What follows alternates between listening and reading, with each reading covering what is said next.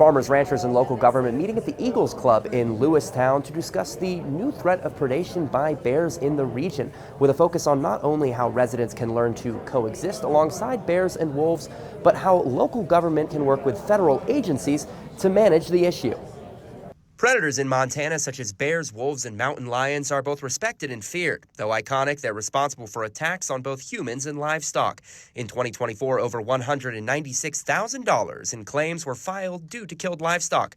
In search of new territory and food, bears are moving out of their recovery zones. Heading east, they run into a lot of farmers' fields, and it's simple to just sit there all day long in one spot and just eat. And so the bears have figured out that east is the way to go. Of the 4 recovery zones in Montana, the most populated are the Northern Continental Divide ecosystem and the Yellowstone ecosystem.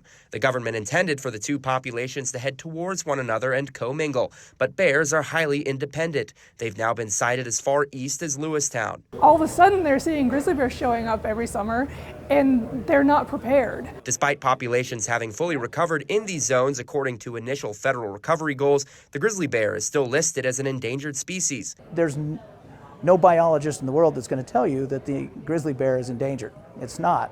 Neither are the wolves. There's plenty of them. Of course, the increasing numbers pose a threat to ranchers and their lifestyle, but as a listed animal, not much can be done. You can't shoot a grizzly bear if it's killing your calf. You can't shoot a grizzly bear at all unless it's killing a person. That's why, starting at the local level, commissioners and advocacy groups are urging the public to comment on a proposed rule change from the U.S. Fish and Wildlife Service.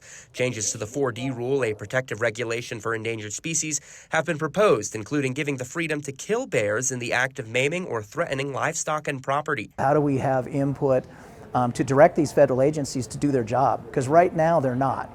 You know, they're kind of, everybody's stepping back and saying, well, they're just endangered species. A member of the Montana Natural Resource Coalition, Butcher hopes to prioritize the management of lands and its resources amongst local governments and its people, as opposed to what he considers federal overreach. Inputs on grizzly management are still being taken by U.S. Fish and Wildlife. For more on how your voice can be heard, visit our website. From Lewistown, Owen Skornick-Hayes, MTN News.